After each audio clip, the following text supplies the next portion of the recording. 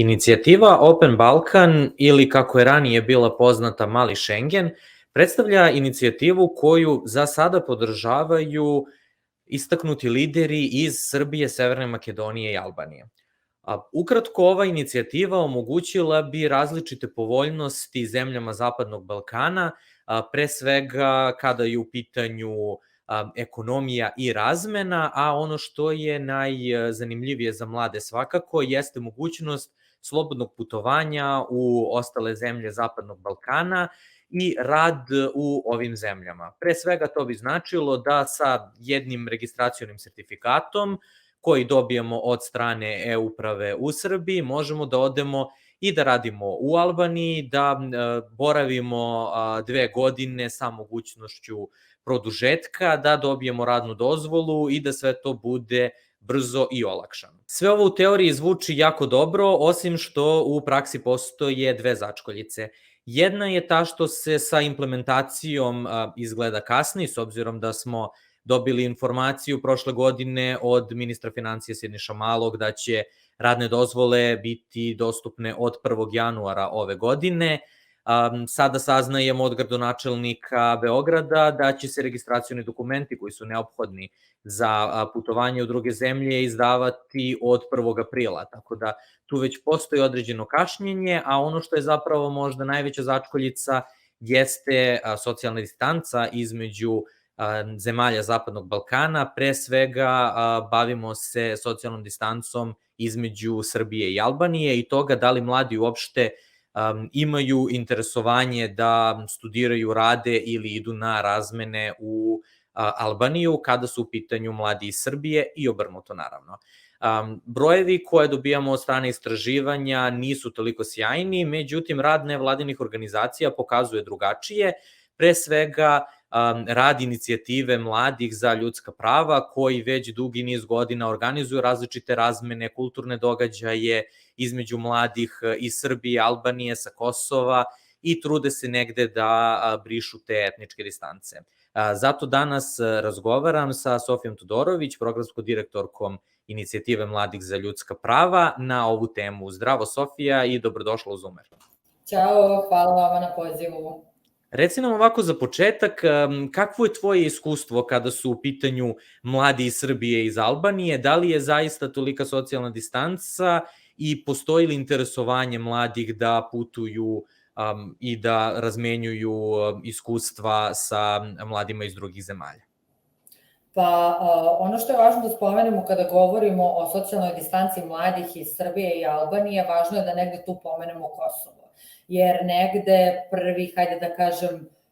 prva asocijacija mladih iz Srbije kada im pomenete Albance jeste zapravo Kosovo. Ja sada da ne bih ulazila u sve naše istorijske greške, peripetije, konflikte i sukobe koji su doveli do toga da zapravo interesovanje za upoznavanje gotovo da ne postoji i zapravo se vodi, ako i živi u jako malim krugovima ljudi koji su negde otvoreni da upoznaju druge ljude i otvoreni su zapravo da istraže ovaj region i da nekako svoju ljubav prema njemu pokažu na način što će zapravo se bolje upoznati sa svim što mi u ovom regionu imamo. Tako da socijalna distanca definitivno postoji između mladih iz Srbije i mladih iz Albanije i ono što mene brine kada je Otvoreni Balkan u pitanju, da ako on samo bude predstavljan kao nekakva inicijativa koju su dogovorili visoki zvaničnici 3 zemlje, pritom bitno je napomenuti da Bosna i Crna Gora nisu iskazala nekakvo interesovanje za učestvovanje u inicijativi Otvoreni Balkan jer ne vide prednosti. Kosovo takođe ima neke svoje komentare koji su uglavnom odnose na CEFTA sporazume, ali kada se vratimo na ove 3 zemlje, ako se ona bude predstavljala samo kao nekakva olakšica za, vođenje biznisa i sve te neke privredne pogodnosti koje se stavljaju u prvi plan i ako samo se ona bude promovisala kroz to da su granice otvorene, mislim šta nama vrede otvorene granice ako niko ne želi preko njih da prelazi. Da, to je upravo bilo pitanje kojim se najviše bavimo, sa jedne strane Zoomer u Srbiji, sa druge strane Community Reporters iz Albanije, gde mi zajedno radimo na toj priči o tome da li je Open Balkan potreban i šta mi zapravo o njemu znamo. Kada si pomenula to da je važno gledati to i iz aspekta Kosova i mladih sa Kosova i Srbije. Kako komentarišeš to što je Albanija, recimo, zainteresovana za ove sporazume i smatraju da su oni važni i da ih je potrebno implementirati, dok sa druge strane Kosovo smatra da je to nešto što će usporiti evropske integracije i taj berlinski sporazum. Kako komentarišeš to što recimo Kosovo i Albanija imaju potpuno drugačiji stav o ovoj inicijativi? Pa, formalno Kosovo i Albanija nisu dve iste države, tako da ono s čemu mi svedočimo već nekoliko godina unazad jesu zapravo dobri odnosi između predsjednika Vučića i Edi Rame sa druge strane u Albaniji, koji zapravo i jeste, hajde da kažem, glavno lice kada je u pitanju inicijativa Otvoreni Balkan u kontekstu Albanije kao države. Tako da razlike između Albanije i Kosova naravno da postoje.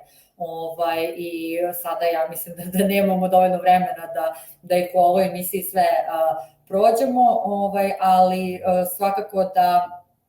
postoji razlog zašto Kosovo negde ne želi da bude deo ovakve jedne priče. To se pre svega odnosi na nepovoljni tretman Kosova, Srbija ne priznaje Kosovo zvanično kao državu, sad tu to povlači sa sobom hiljadu nekih drugih peripetija koje Kosovo i mladima sa Kosova onemogućavaju razvoj i slobodno putovanje, pa tu imamo primjer da mladi sa Kosova ne mogu da idu u Bosnu bez vize i obrnuto, tu postoji zaista još jako puno nerešenih pitanja koja često u ovom regionu imamo tendenciju da rešavamo tako što imamo jednu inicijativu koja zaista zvuči lepo, ali mislim da ono što joj nedostaje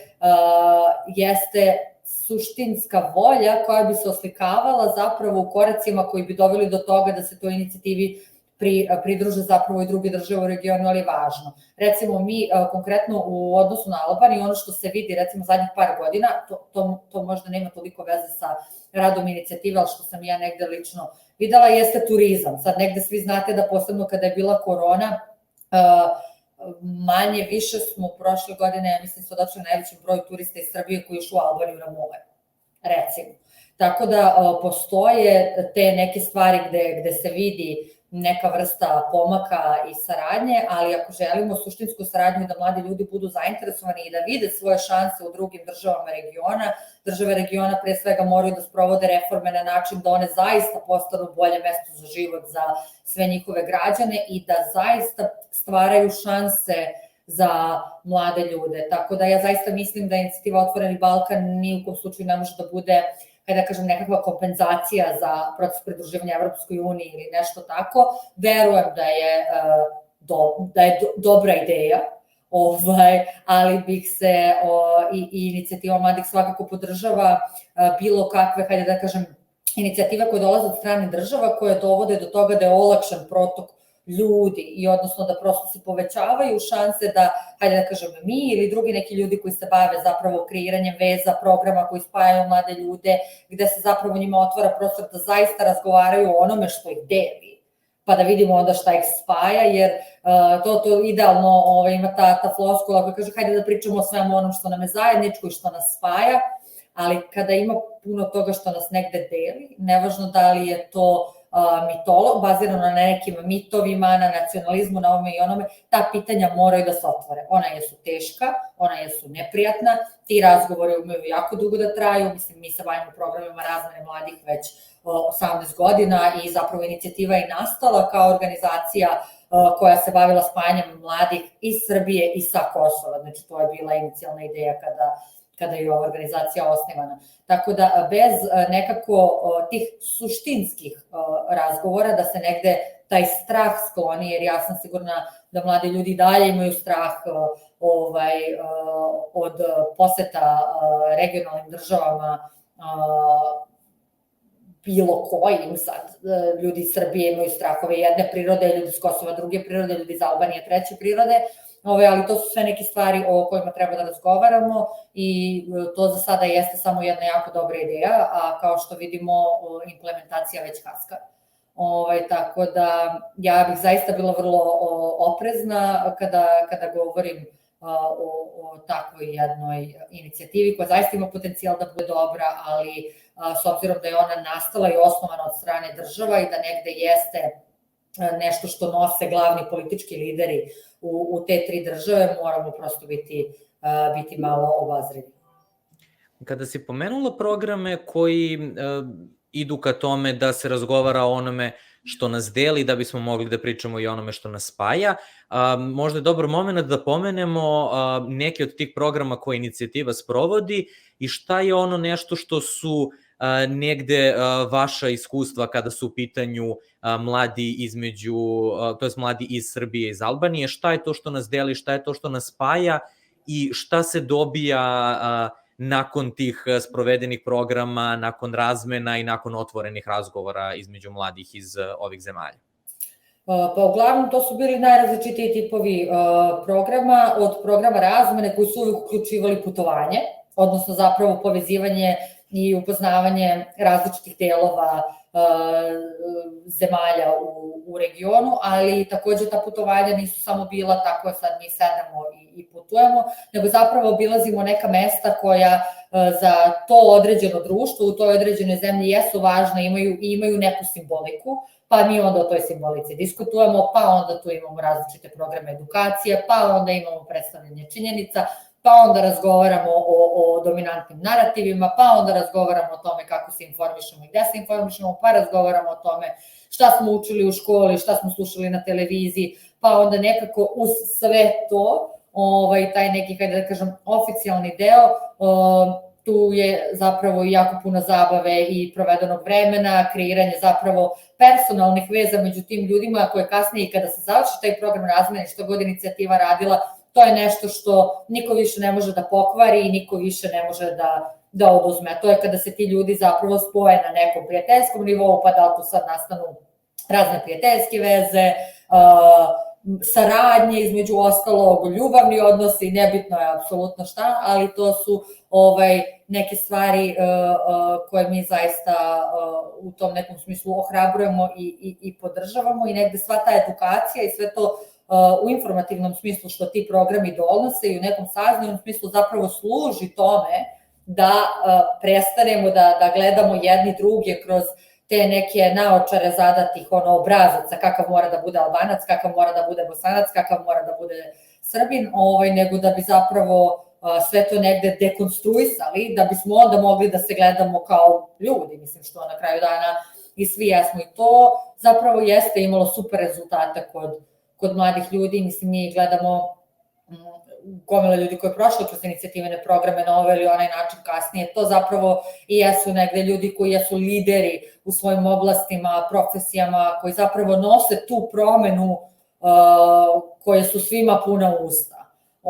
koji zapravo nju žive. Tako da to je, hajde da kažem, najveća neka vrednost svega onoga što mi radimo, a što se tiče vrste programa, kažemo, tipičnih programa razmene, raznih konferencija, onda usmerenih programa koji se bave i umetnošću ili, ne znam, pravom ili neke političke škole, razne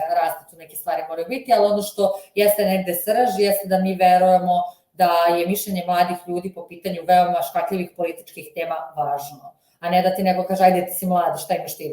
da misliš, to su krupna politička pitanja. Mi verujemo da zapravo glas mladih ljudi jeste nešto što je jako važno u celom tom procesu i verujemo da mladi ljudi jesu sposobni da misle o važnim, velikim političkim pitanjima, pa čak i o onim teškim koji dovode do toga da nam treba inicijativa Otvoreni Balkan da bismo putovali po regionu koji je naš. Koliko je teško uspostaviti negde tu vezu i recimo razumeti različitosti i različite simbole i kako se te neke stvari drugačije tumače? Često smo bili svedoci toga da u medijima, i to je bila recimo i situacija na Euroviziji, na sportskim događajima, kada se pokaže orao, da se to odmah smatra provokacijom. Vrlo često mladi koji dolaze iz Albanije, jedno iskustvo do kog smo mi došli u ovom istraživanju je baš govorilo o tome da su recimo imali jako dobru pozitivnu energiju, tu su bili mladi iz nekoliko zemalja i onda je devojka iz Albanije želela da svako pokaže neki svoj nacionalni simbol i kada se došlo do situacije orla, skrenuto je pažnja da će to biti protumačeno kao provokacija. Koliko mladi ulaze u to kako se simboli različito tumače u različitim zemljama i da li ste vi imali neke slične situacije tog nerazumevanja ili prevazilaženja određenih konflikta koji su na neki način prouzrokovani tome da prosto različito vidimo različite stvari? Vidi, da bih odgovorila na tvoje pitanje, moram samo prvo da napravim jedan komentar, a to je nešto što se često nekako podvuče kada govorimo o mladima. Mladi ljudi nisu jedna homogena grupa koja ima apsolutno iste preferencije, navike, osobine i hajde da kažem, željene pravce u kojima hoće da se razvijaju i stvari koje hoće da nauče. Što se tiče razumevanja simbola i raznih tih nekih stvari, ja mislim da svaka mlada osoba ima neko bazično znanje o simbolima koji se koriste u njihovim zemljama. Sad to naravno zavisi od toga čime se bave, šta žele, koliko se uopšte time opterećuju, ali ono što je nama važno jeste da svemu ponudimo kontekst. Mi verujemo da priča o bilo kom problemu bez konteksta ne može da dovede do rešenja i da ako uzimamo tako samo izolovane incidente i događaje bez da zapravo objasnimo kontekstu u kom se oni događaju, mislim da to ne može da doprinese razumevanju, koje je zapravo jedan osnovni proces koji mora da se desi i da postoji da bismo došli negde do toga da jedni drugi posmatramo pokrajini kao ravnopravne i jednake. Tako da, mi smo na našim programima imali, da kažem, razne situacije, mislim, stvarno najrazličitije, ali s obzirom da naši programi nisu bili tu da oni sami po sebi stvore veze, to ne može da uradi ni jedan program. Naši programi su uvek bili dizajnirani tako da se mladim ljudima poklanja poverenje da oni sve to mogu sami. Mi smo bili tu da negde olakšamo taj proces, da ponudimo platformu, resurse, edukaciju, odgovore na razna pitanja koja možda nemaju i da stvorimo sigurno mesto u kom nema pogrešnih pitanja. Mislim, mi znamo da mi živimo u regionu u kom su nacionalističke perspektive dominantne u svakom društvu. Mislim, ako bismo mi samo okupljali mlade koji su apsolutno senzibilisani i apsolutno otvoreni, mislim, šta je onda poenta? Tako da, zaista, poenta svakog inicijativnog programa jeste da ne postoje tabu teme i ne postoje zabranjena pitanja. Naravno, postoji crvena linija gde ne možeš zaista nikog da ugroziš ili diskriminišeš na nekom nivou, ali pitanja koja služe tome da razumeš i gde prosto ti kao neka mlada osoba želiš da razbiješ neke svoje predrasude, prepoznaješ u glavi neke naučene rečenice, načine razmišljanja i percipiranja nekih stvari, ali onda kada dođeš na toj program da se osjećaš nelagodno, osjećaš da ti neko to izaziva i onda ti baš nije jasno odakle ti to. I onda naravno da ti se rađaju pitanja i zapravo kroz ta pitanja, kroz te debate i diskusije koji su sastavni deo i, hajde da kažem, oficijalnog dela programa gde nešto učimo, radimo, tako i razgovora kada završimo rad u toku dana, zapravo tu se najviše stvari rešava i možda zapravo kada prođe ta cela zvanična agenda, kada sednemo negde svi zajedno na piće ili izađemo u grad, zapravo to i jesu trenuci gde sve naše razlike počinju da nestaju. I to je predivno gledati. Mislim, ja sam x puta držala i predavanja na takvim programima, vodila ih, osmišljavala i organizovala i to je zaista jedno predivno iskustvo u smislu tome čega se svedoči. I zbog toga mislim da inicijative poput Otvorenog Balkana jesu dobre, ali ne možemo nikada o njima samo razgovarati kao o nečemu tehničkom. Ja verujem da su tehničke olakšice potrebne da bi došlo do veće cirkulacije, do svega, ali ako to ostavimo da bude ispražnjeno od bilo kog sadržaja i bilo koje druge vrste koordinacije i usmeravanja i da takve inicijative ne prati nekako edukacija unutar zemalja, svaki od zemlje koja hoće da bude članica nekog takvog otvorenog područja gde bismo učili o drugome, o drugim kulturama, narativima, stvarima koje su tamo cool ili nisu cool, što god, mislim da onda samo dolazimo do toga da nekako pravimo neke tehničke okvire koji zvuče jako lepo, ali koji u smislu rezultata, konkretno ovde sad govorim u kontekstu o to spajanju mladih ljudi, njihovom međusobnom upoznavanju i povezivanju, da tu onda rezultat može jako lako da izostane. Već si otvorila to pitanje i nekoliko puta si podvukla. Evo za kraj možda zaokružimo iz vašeg zaista dugogodišnjeg iskustva rada sa mladima. Šta je to što je potrebno inicijativama kao što je inicijativa Open Balkan? Na koji način bi države trebalo da pristupe mladima i da pristupe njihovoj edukaciji da bi to zapravo zaista imalo smisla i da bi neko zaista koristio te beneficije koje tehnički dobijamo određenim papirima koje se potpisuju u sve za sada 3 zemlje? Pa to je vrlo lako, tako što ćete da pitate mlade ljude što oni hoće. Ja mislim da su naše zemlje prepune mladih ljudi koje niko ne pita, a šta vi hoćete i koju vi prednost vidite od svega ovoga, kako vi mislite da bismo mi trebali da organizujemo ovaj proces, da li postoji nešto što on treba da uključuje, da biste vi zapravo imali benefite iz cijelog tog procesa, tako da to je zapravo vrlo jednostavno u tom nekom smislu i mislim da države naravno imaju mehanizme da uključe mlade ljude u različite procese ukoliko im je do toga stalo i da za to uvek može da se napravi nekakav okvir u kome bi došlo do nekakvih možda veoma interesantnih i zanimljivih odgovora i preporuka koje bi možda služile zapravo i samoj inicijativi i nameri ukoliko je ona iskrena država koju u njoj učestvuju da to bude jedna suštinska, a ne tehnička inicijativa. Hvala ti puno na ovom zaključku. Ovo je ujedno bilo nešto što smo se i mi pitali na početku ovog procesa, da li je iko zapravo pitao mlade šta misle i na koji način ova inicijativa treba da se sprovede tako da bi odgovarala mladima. Hvala ti puno još jednom na gostovanju i nadam se da će biti prilike da ponovo pričamo o ovim i o sličnim temama kojima se bavite i da ćemo znati na kraju krajeva uskoro malo više i o tome šta zapravo donosi ova inicijativa. Ništa, pratit ćemo, gledat ćemo, vama hvala na pozivu. Kao što ste mogli da vidite, na mnoga pitanja i dalje ne postoji odgovori i oni koji su trebali da budu pitani po svemu sudeći, par iz našeg ugla, to su mladi ljudi, nisu bili pitani za mnoge stvari. Vi ćete imati prilike da u narednom periodu na Zoomeru pratite serijal sadržaja koji se tiču koncepta Open Balkan, koji dolaze i iz Srbije i iz Albanije od strane naših partnera, da se malo bolje upoznate sa konceptom, a kako je najavljeno, sve treba da startuje jako brzo, odnosno od 1. aprila, pa ćemo pratiti kako se u praksi stvari odvijaju. Moje ime je Nemanja Marinović i vi ste gledali Zoomer.